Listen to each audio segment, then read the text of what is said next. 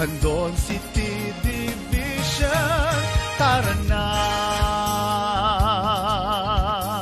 Isang pagbati ng maligaya at masiglang araw, oras at panahon sa mga minamahal nating mga mag-aaral, masigasig na mga magulang at tagapatnubay ng mga bata. Malugod namin kayong inaanyayahan na manood sa Tirad Pass Network at DepEd Candon City Teleskwela. Kanlungan ng kaalaman, tungo sa kahusayan at kaunlaran. Tara na! Ako si Ginang Eleanor Chan, ang inyong guro sa unang episode ng Filipino Baitang Kapito. Ang ating pag-aaralan ngayon ay pinamagatang si Usman ang Alipin. Isang kwentong bayan na Maguindanao. Handa na ba kayong matuto? Para sa ating aralin, inaasahan na nahihinuha mo ang kaugalian at kalagayang panlipunan ng lugar na pinagmulan ng kwentong bayan, batay sa mga pangyayari at usapan ng mga tauhan. Ngayong magsisimula na ang klase, gusto nating mamili ng isang magiging leader natin. Pero ano-ano nga ba ang mga katangiang dapat taglayin ng isang leader o pinuno? Tama! Ang mga pipiliin nating leader ay kinakailangan na mabait, masipag, mapagkakatiwalaan at iba pa. Kung may iba pa kayong maibibigay ng mga katangian, ay paniguro akong mas maganda ang kanyang pamumuno, hindi ba? Ang ating aralin ay tungkol sa kwentong bayan na Maguindanao. Alam mo ba na ang Maguindanao ay isang bahagi ng Mindanao? At ang Mindanao ay ang pangalawa sa pinakamalaking pulo sa Pilipinas. Ano nga ba ang kwentong bayan? Ang kwentong bayan ay mga salaysay hinggil sa mga likhang isip ng mga tauhan na kumakatawan sa mga uri ng mamamayan. Ito ay karaniwang nauugnay sa isang tiyak na pook o rehiyon ng isang bansa o lupain. Narito ang ilang halimbawa ng kwentong bayan. Si Mariang Makiling, si Malakas at si Maganda, si Juan Tamad, at ang Duwende. Naunawaan mo na ba kung ano ang kwentong bayan? Kung gayon, binabati kita. Handa ka na ba na panoorin ang kwentong bayan na nagmula sa Mindanao? Ito ay pinamagatang si Usman ang Alipin. Halika na't magbasa at makinig. Usman ang Alipin. Muling pagsasalaysay ni Arthur P. Casanova batay sa pagkukwento ni Dato Abdul Sampilna, isang Maguindanaon mula sa lungsod ng Cotabato. Nang mga nagdaang panahon, may isang nagngangalang Usman. Pinaniniwalaang nananahanan siya sa malayong sultanato at isa siyang alipin. Matapang, mataas at kayumanggi si Usman. Higit sa lahat, siya'y matapat. Isang umaga, nagpasya si Usman na bumisita sa palengke, malapit sa palasyo ng namumunong sultang nagngangalang Sakarya. Masama ang ugali ni Sakarya. Siya'y malupit at pangit ang hitsura. Dahil hindi niya matanggap ang kanyang anyo, nagsagawa siya ng kautusang ang lahat ng mga lalaking nakahihigit sa kanyang anyong pisikal ay dapat kitlin at maglaho. Sa palengke, nakita si Usman ng mga tauhan ni Sultan Sakarya. Mabilis na nagulat ang mga tauhan sa Sultan sa pagkakita nila kay Usman na sa tingin nila'y mas makisig kaysa sa Sultan. Kagyat na ang nag-utos ang Sultan na ibilanggo si Usman at pagkatapos ay patayin ito. Agad na sinunod ng mga tauhan ang kautusan ng Sultan. Ni Potre Maasita, ang dalagang anak ng Sultan si Usman, ay nakadama siya agad ng pag-ibig sa unang pagkikita nila ng binata. Nagmadali siyang pumunta sa kanyang amang sultan at nagmakaawang patawarin at pakawalan si Usman. Para mo ng awa, ama. Pakawalan mo si Usman. Wala po siyang kasalanan. ang pagmamakaawa ng dalaga sa ama. Sadyang malupit ang sultan. Hindi siya nakinig sa pagsusumamo ng kanyang anak. Walang sino mang makapipigil sa akin, ang wika niya sa sarili. Maawa ka sana kay Usman, ama. Ang panangis ni Potre Maasita, ngunit hindi siya pinansin ng sultan. Nagmatigas ito sa kanyang kagustuhan. Sinubukan ni Potre Maasitang mag-isip ng paraan upang mapigilan ang kamatayan ng lalaking labis niyang iniibig. Lihim siyang nagpadala ng mga mensahe sa mga gwardya, ngunit ang lahat ng ito'y ipinaparating nila sa sultan. Bunga niyon, nagpupuyos sa galit ang sultan. Dahil nga sa siya'y tunay na malupit, kanyang inuutos na pati si Potre Maasita ay ikulong din. Sa bilangguan, nagkaroon ng pagkakataong maging mas malapit sa isa't isa sina Usman at Potre Maasita. Higit na tumindi ang pagmamahala nila sa isa't isa. Sa panahong iyon, lumabas ang pinal na kautusan. Kamatayan ang inihatol ng sultan para sa kanila. Habang nasa daan ang sultan patungo sa silid na pagbibitayan sa dalawa, biglang lumindol ng malakas. Yumanig sa palasyo at nagiba ang puok. Napulbos ang buong palasyo. Isang malaking bato ang bumagsak sa ulo ng sultan na naging sanhi ng kanyang biglaang pagkamatay. Isa itong malupit na kamatayan para sa malupit na tao. Samantala, sinubukan ni na Usman at Potre Maasita na makalaya mula sa bilangguan. Nang makalabas sila'y hindi nagdalawang isip si Usman. Mabilis pa sa kidlat niyang tinulungan ang mga sugatan at ang mga nasawi. Sa kabilang dako, tumulong din si Potre Maasita sa mga naulilya at mga nangangailangan ng tulong at pagkalinga. Nang bumalik sa normal ang sitwasyon, ay ipinagbunyi sila ng taong bayan. Mabuhay si Potre Maasita! Ang pagbubunyi at labis na pagpapasalamat ng mga ito kina Usman at Potre Maasita. Labis ang kanilang kasiyahan nang matanto nilang mabait na tao si Usman at si Potre Maasita na may mabuting kalooban. Nang sumunod na araw, isang kasalan ang naganap.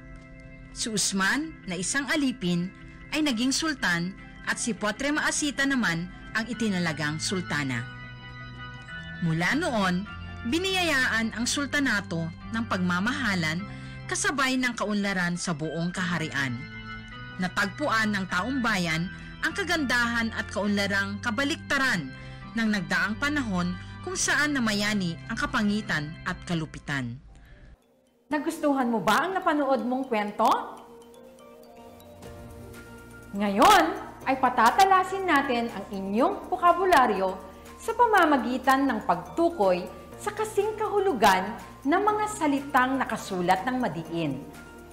Piliin lamang ang inyong sagot sa pagpipilian at isulat ito sa inyong mga kwaderno.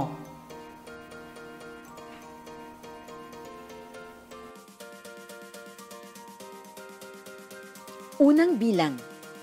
Hindi nakinig ang sultan sa pagsusumamo ng kanyang anak na dalaga.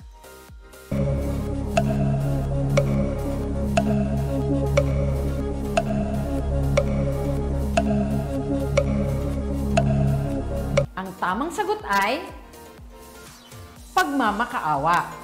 Tama! Magaling!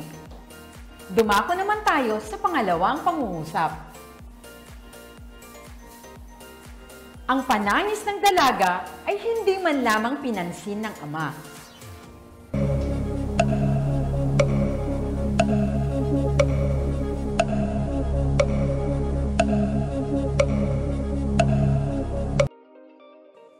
Ang tamang sagot ay pag-iyak. Nakuha ba ninyo? Magaling! Kung gayon, magpatuloy tayo. Pangatlo, nagpupuyos ang sultan dahil sa ginawa ng kanyang anak.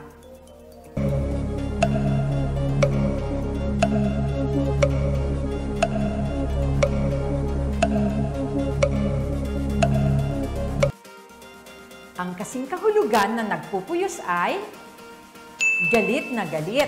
Nakuha niyo ba, mga mag-aaral? Magaling! Dumako tayo sa pang-apat. Napagtanto ng lahat na mabuti palang tao ang kanilang bagong sultan.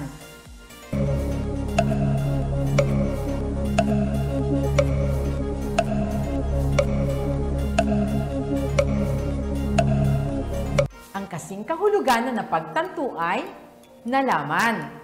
Nakuha niyo ba ulit, mga mag-aaral? Magaling! At ang panlima, ang malupit na sultan ay nasawi ng lumindol sa kaharian.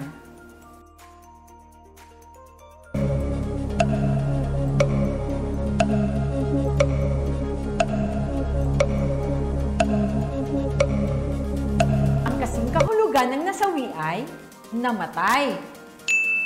Nakuha niyo ba, mga mag-aaral?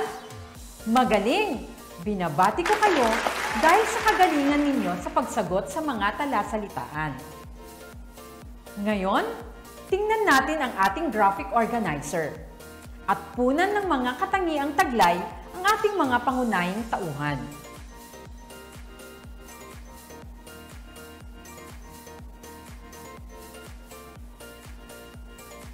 Unahin natin si Usman.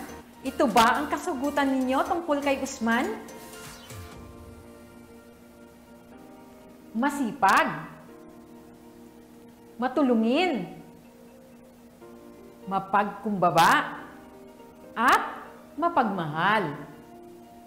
Kung parehas tayo ng kasagutan, binabati ko kayo, mga mag-aaral. Samantalang, si Sultan Sakaria naman ay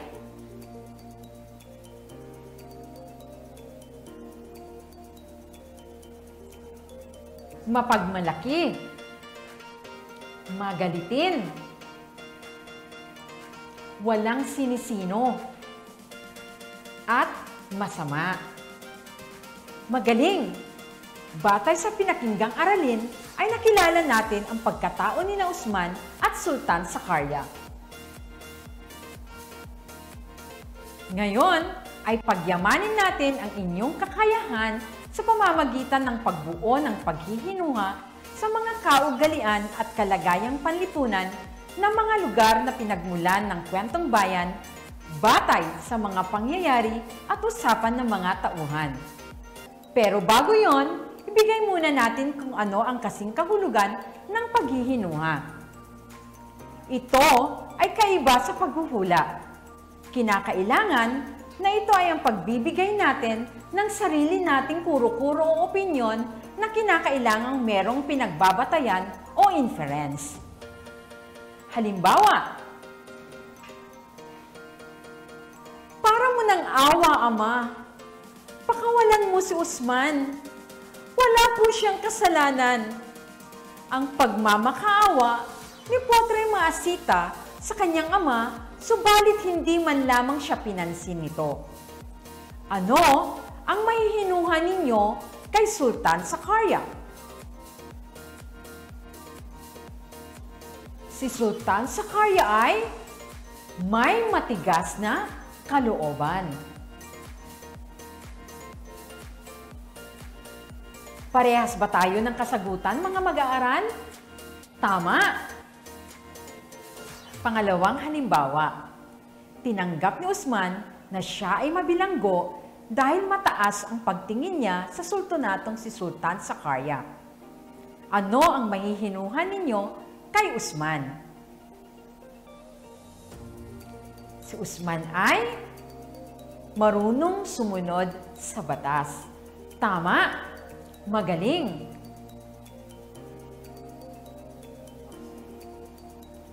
Naunawaan na ba ninyo kung ano ang paghihinuha?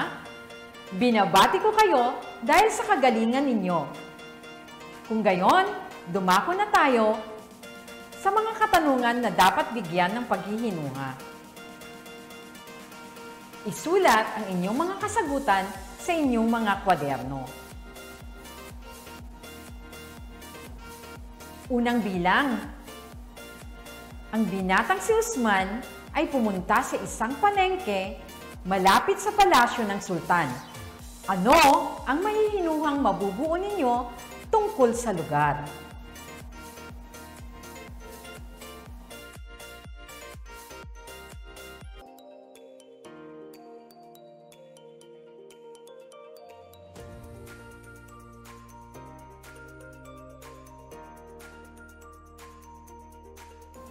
Pangalawa, dahil hindi matanggap ng sultan ang kanyang hitsura, nagpatupad siya ng kautosang ang lahat ng mga lalaking nakahihigit sa kanya ang pisikal na anyo ay dapat nakitlin at maglaho.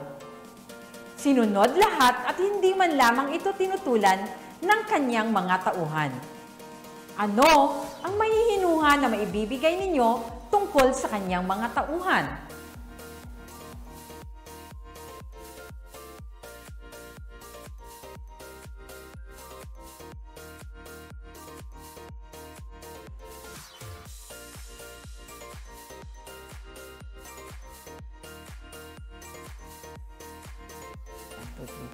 Ang inyong mga kasagutan ay kinakailangan isulat ninyo sa inyong mga kwaderno at ipadala sa akin upang ito ay maiwasto. Maaari din na kuhanan nyo na lamang ito ng larawan at isend sa aking messenger upang ito ay maiwasto ng mas maaga. Isang napakagandang aral ang sa atin ay iniwan ng ating aralin. Ito ay ang anumang kakulangan o kapintasang taglay mo ay hindi dapat maging hadlang sa iyong pagiging isang mabuting tao. Hanggang dito na lamang mga mag-aaral. Muli, ito ang inyong guro, si Ginang Eleanor Chan, na nagsasabing, sa Pilipino, makabuluhan ang inyong pagkatuto. Hanggang sa muli, paalam! Candon City Division, tara na!